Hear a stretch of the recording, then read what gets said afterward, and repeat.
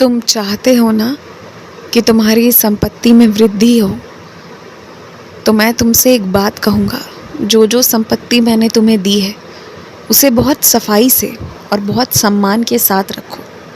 बस इतना ही मैं अभी के लिए चाहूँगा तुम्हारी तरफ से। और ये मत कहना कि साई मेरे पास क्या है। बहुत चीज़ें हैं जो सिर्फ तुम्हारी है। यहाँ तक कि तुम्हारे कपड़े, तुम्हारे जूते, चप्पल, तुम्हारी मोबाइल, तुम्हारा कमरा, सब कुछ तुम्हारा है। तो इन सबको साफ और अच्छे से रखो। मोबाइल भी हो तो उसमें अच्छी चीज़ें हों, वो भी सही तरीके से रखी हुई हो। तुम्हें जो दिया गया है ना उसे इतने अच्छे से रखो ना कि ये प्रकृति माँ को खुद इस चीज़ का एहसास हो जाए कि तुम चीज़ों की बहुत कदर करते हो। और फिर यही प्रकृति माँ तुम्हें एक सुंदर सा हिस्सा इसी धरती पर से निकाल कर दे देंगी, जिसमें तुम अच्छे से रह पाओगे, चीज़ों को अच्छे से रख पाओगे। जब तुम तीर्थ के लिए जा रहे हो तो मुख्य रूप से जिस मंदिर के दर्शन करने जा रहे हो वहाँ के दर्शन बहुत अच्छे से करके आना। भगवान के समक्ष खड़े होकर आंखें बंद मत कर लेना, बल्कि भगवान के समक्ष खड़े होकर अच्छे से दोनों आँखों को खोल कर पहले दर्शन कर लेना। सामने परमात्मा के जिस स्वरूप का दर्शन पाने इतने दूर से जा रहे हो, उन्हें अच्छे से मन भर के लिए अच्छे से एक बार देख लेना। और फिर जो भी चढ़ाना चाहते हो, जो भी प्रसाद ले जाना चाहते हो, वो तुम ले जाना। और बाकी जो अन्य मंदिर है ना, यदि वहाँ बहुत भीड़ होती है या बहुत भीड़ होने की संभावना है, तो वैसी अवस्था में तुम हाथ जोड़कर प्रणाम करके दर्शन करके भी आ सकते हो। इसमें कोई बुराई नहीं है। और जब व्यक्ति किसी बहुत सिद्ध स्थल पे जाए ना, अगर उस भूमि से तुम प्रसाद खरीद कर ला रहे हो, तुम टीका लेकर आ रहे हो, कुछ भी ला रहे हो, वो अपने आप में बहुत पावन है। तो अगर बहुत लंबे लंबे कतारों में लगकर प्रसाद चढ़ा पाने की हिम्मत नहीं है तो भी कोई बात नहीं। अगर तुम दर्शन मात्र भी करके आ रहे हो तो भी तुम्हारा तीर्थ बहुत सफल होगा। तुम दूसरों के अनुसार अपने दिनचर्या को ढालने की कोशिश करोगे तो कभी भी खुश नहीं रह पाओगे। कुछ लोग तुम्हारे इर्द गिर्द ऐसे हैं ना कि उन्हें जैसे मन करता है ना वो चीज़ों को वैसे ही करते हैं।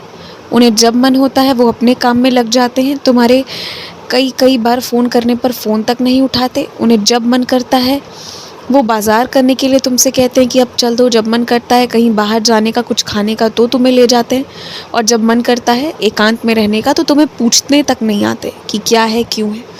समय भी वो अपने अनुसार तय करते हैं। ये दर्शाता है कि वो अपने आप की कितनी प्राथमिकता देते हैं और तुम्हारी क्या जगह रखी है उन्होंने। मात्र अकेलेपन में तुम्हारे सहारे के लिए तुम्हें रखा है। हो सकता है इससे बढ़कर प्रेम भी हो, मैं प्रेम पर शक नहीं कर रहा, लेकिन ये तरीका निश्चित बहुत गलत है। और इसीलिए तुम बहुत उदास रहते हो, क्योंकि तुम दूसरों के दिनचर्या को जीने लगते हो। तुम्हारे अपने खुद का क्या कुछ भी नहीं है? क्या तुमने अपने दिनचर्या के लिए, अपने जीवन के लिए कुछ नहीं सोचा है? कोई कल्पना नहीं की है कि तुम कैसे रहना चाहोगे, कैसे जीना चाहोगे? तुम्हारी खुद की कोई उम्मीदें नहीं थी। तो अगर थी ना तुम्हारी उम्मीदें, तुम चाहते हो ना किसी दिनचर्या में जीना, अपने आप में जीना, तो आज से अपने अनुसार जियो। तुम्हें जब मन है व्यायाम करने का तुम जाओ, और अकेले जाना आना सीखो। तुम्हारी भी गलती बस इतनी है ना कि अकेले नहीं जाने की वजह से जो जैसे घुमाता है तुम घूम जाते हो। दिक्कत क्या है? कौन सी ऐसी डर है अकेले जाने में? कोई भी तो दिक्कत नहीं है। अकेले भी जाओगे तो भी सारा सब कुछ पूरा होगा, अच्छे से होगा। अपने आप के साथ चलना सीखो।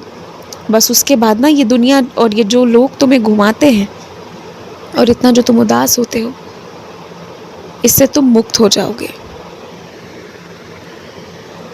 कुछ चीज़ों का जवाब किसी से पूछकर, सवाल करके नहीं मिलेगा तुम्हें। कुछ चीज़ों का जवाब मौन रहकर, अत्यंत ध्यान से देखने पर ही तुम्हें मिलेगा। कुछ चीज़ें तुम किसी से पूछकर नहीं समझोगे, कुछ चीज़ें बस देखकर तुम्हें समझ आ जाएंगी। और मैं चाहता हूँ कि तुम अनुभवी बनो, तुम्हें चीज़ों का ज्ञान हो। और इसीलिए मैं चाहता हूँ कि थोड़ा तुम शांत रहो और ध्यान ज़्यादा करो। जहाँ हो वहाँ वर्तमान में रहो, लोगों के बर्ताव को देखो, मैं ये चाहता हूँ कि इन चीज़ों पर तुम ध्यान दो, तो तुम्हें ना रिश्ते, लोगों की समझ और लोगों की चालाकियाँ बेहतर समझ आएँगी। और ये ज़रूरी है इस दुनियादारी में रहने के लिए, ये भी ज़रूरी है। चलो, अब आज के दिन को अच्छे से जो भी सारी चीज़ें हैं करना जो तुमने सोचा है, दिन भर जो भी करना हो करना, बीच में थोड़ी देर आराम भी कर लेना और शाम की वक़्त पूरे परिवार के साथ कहीं घूमने जाना। और अगर कोई नहीं जाए तो स्वयं भी चले जाना, आस-पास ही जाना। मैं ये नहीं कह रहा कि ज़्यादा दूर जाना, परंतु ज़रूर जाना। खूब खुश रहो, आयुष्मान भव।